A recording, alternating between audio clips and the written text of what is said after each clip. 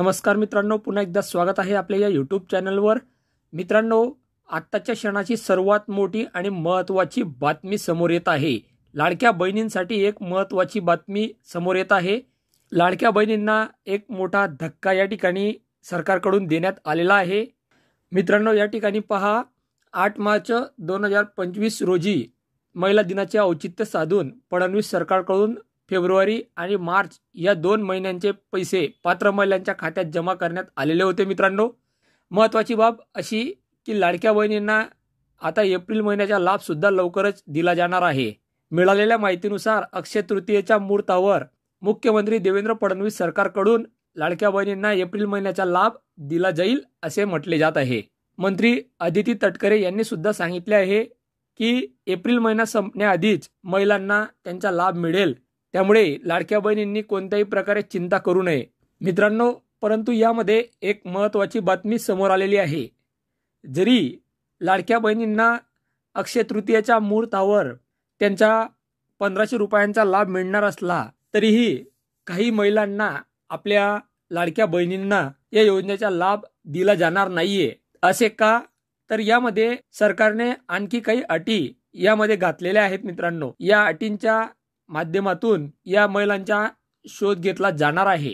तर आता या ठिकाणी मी आपल्याला सांगू इच्छितो की ज्या कुटुंबामध्ये 4 चाकी वाहन असेल अशा महिलांना यामधून वगळले जाणार आहे। या महिलांची जी तपासणी आहे ती सरकारकडून करण्यात आलेली आहे। दरम्यान आता या दुसऱ्या टप्प्यामध्ये पात्र महिलांची उत्पन्नाची पडताळणी होणार आहे। मित्रांनो, बघा, या ठिकाणी महत्त्वाची गोष्ट म्हणजे या महिलांच्या घरचे उत्पन्न 2.5 लाखांपेक्षा जास्त असू नये। बघा मित्रांनो, यामध्ये किंवा महत्त्वाची अपडेट अशी सांगता येईल की 2.5 लाख रुपयापेक्षा जास्त उत्पन्न असलेल्या महिलांना या योजनेमधून वगळण्यात येणार आहे। बघा, या ठिकाणी स्पष्ट त्यांनी सांगितलेलं आहे की ज्या महिलांचे घरचे उत्पन्न 2.5 लाखांपेक्षा जास्त असेल अशा महिलांना सुद्धा या योजनेतून वगळण्यात येईल।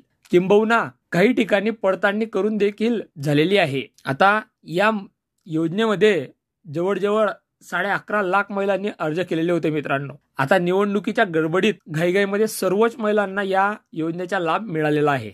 परंतु यामध्ये या योजनेमुळे सरकारच्या तिजोरीवर मोठ्या प्रमाणात ताण आलेला आहे आणि ज्या महिला आतापर्यंत लाडक्या बहीण योजनेचा लाभ घेत होते अशा महिलांना सुद्धा या योजनेमधून वगळण्यात येणार आहे। दरम्यान सरकारकडून योजनेसाठी लागू करण्यात आलेल्या निकषांच्या आधारे अगदीच काटेकोर पद्धतीने अगदी काटेकोर पद्धतीने तपासणी सुरू आहे। मित्रांनो, यामुळे या योजनेतून लाखो महिला वगळल्या जाण्याची शक्यता आहे। म्हणजे ज्यांच्या घराचे उत्पन्न 2.5 लाखांपेक्षा जास्त असेल किंवा ज्या महिलांच्या घरी 4 चाकी वाहन असेल अशा महिला या योजनेतून वगळल्या जाणार आहेत।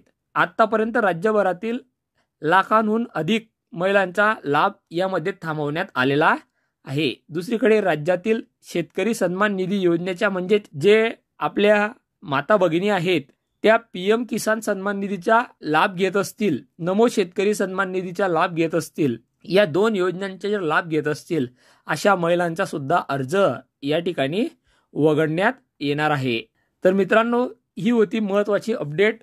आजचा व्हिडिओ आपल्याला जर माहितीपूर्ण वाटला असेल तर व्हिडिओला लाईक करा आणि हा व्हिडिओ आपल्या सर्व लाडक्या बहिणींपर्यंत शेअर करा। त्याचबरोबर लाडकी बहीण योजना अपडेटसाठी तसेच PM किसान सन्मान निधी योजनेच्या, नमो शेतकरी सन्मान निधी योजनेच्या अपडेटसाठी आपले चॅनल सबस्क्राईब करून ठेवा। मित्रांनो, अशाच प्रकारचे अपडेट या चॅनलवर आपल्याला मिळत राहतील। धन्यवाद। पुन्हा भेटूया एका नवीन व्हिडिओमध्ये।